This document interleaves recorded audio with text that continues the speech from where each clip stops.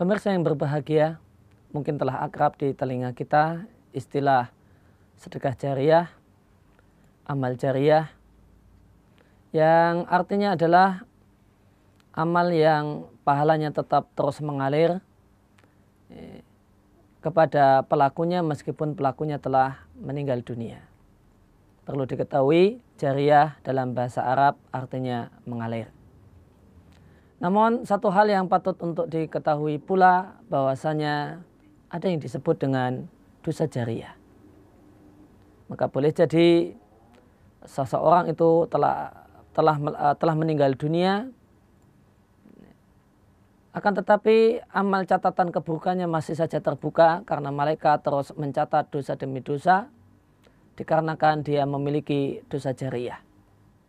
Sebagaimana orang yang memiliki amal jariyah, amal soleh jariyah, maka meskipun dia telah meninggal dunia, catatan amal kebajikannya selalu terbuka. Malaikat masih saja mencatat pahala demi pahala untuk orang tersebut, meskipun orangnya telah meninggal dunia. Nah, satu dosa itu adalah dosa jariyah, manakala seorang itu menjadi pionir, teladan dalam kejelekan, lalu banyak orang pun tertarik dengan amal keburukan yang dia lakukan, maka orang pun mengikuti jejaknya. Sebagaimana sabda Nabi SAW dalam sebuah hadis yang diriwayatkan oleh Muslim dari sahabat Jarir bin Abdullah radhiyallahu anhu, Nabi bersabda, "Man sanna fil Islami sunnatan sayyi'ah fa alaihi wisruha wa wisru man amila biha min ba'dihi la yanqusu min auzarihim syai'ah." Yang artinya, siapa yang menjadi pelopor dalam amal keburukan di tengah-tengah umat Islam, maka dia menanggung dosanya, dan semua orang yang mengikuti jejaknya setelah dia meninggal dunia sekalipun tanpa mengurangi dosa-dosa mereka sedikit pun.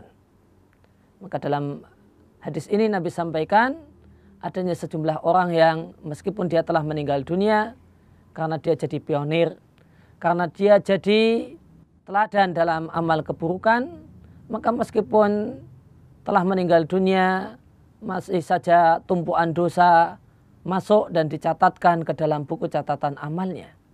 Sungguh ini adalah manusia celaka. Lain halnya dengan orang yang memiliki amal jariyah. Sungguh dia adalah manusia yang beruntung, meskipun dia sudah tidak lagi beramal, meskipun dia telah meninggal dunia, namun dosa terus, namun pahala terus saja mengalir untuknya.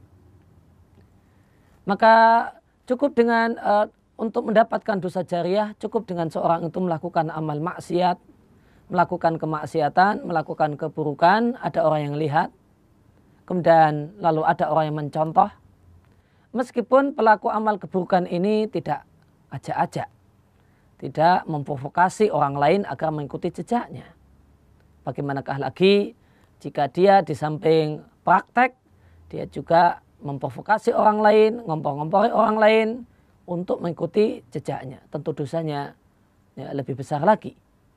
Sebagaimana sabda Nabi SAW, "Man da'a ila dolalatin fa'alihi wisruha wa wisru man amila biha min ba'di ila yaumil qiyamah la yanqusu min auzarihim syai'a." Siapa yang mengajak pada kejelekan, siapa yang memprovokasi orang lain, mengompor-ngompori orang lain untuk melakukan kejelekan, maka untuknya dosanya dan dosa semua orang yang mengikuti jejaknya sampai hari kiamat tanpa mengurangi dosa-dosa mereka secuil pun. Maka ketika seorang meninggalkan kejelekan yang langgeng, maka semua orang yang menikmati hasil dari karya buruk orang ini, maka pelakunya selalu saja mendapatkan dosanya. Semisal seorang yang membuat konten yang buruk, konten pornografi, dia taruh di YouTube, maka meskipun orangnya telah meninggal dunia, orang yang mengupload dan orang yang membuat video ini telah meninggal dunia, namun selama video ini dan ditonton, dan gara-gara menontonnya terjadilah perzinaan, terjadilah pemerkosaan, maka pengupload demikian juga orang yang membuat video tersebut menanggung jutaan orang yang menonton videonya tanpa mengurangi dosa-dosa para penonton ini secuil pun.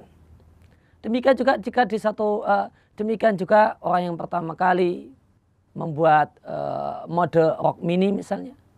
Orang yang pertama kali membuatnya atau pertama kali memakainya, maka rok mini selalu saja dipakai sampai hari ini.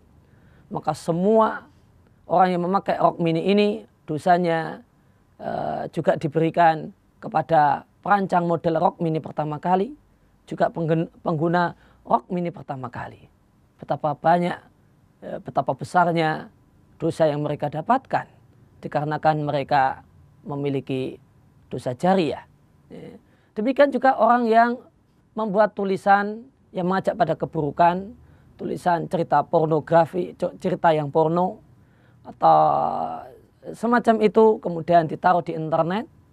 Maka selama orang membacanya, semua orang kemudian melakukan dosa yang lain, dosa dari dampak membaca tulisan tersebut, menjadi dosa onani atau yang lain, maka si penulis terus saja mendapatkan dosa semua orang yang mengikuti jejaknya tanpa mengurangi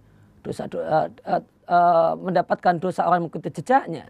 Demikian juga dosa orang yang melakukan maksiat karena tulisannya tersebut tanpa mengurangi dosa-dosa mereka sedikit pun. Inilah yang disebut dengan dosa jariah, dan semoga Allah Subhanahu wa taala melindungi kita dan jangan sampai Allah jadikan kita manusia-manusia yang memiliki dosa jariah.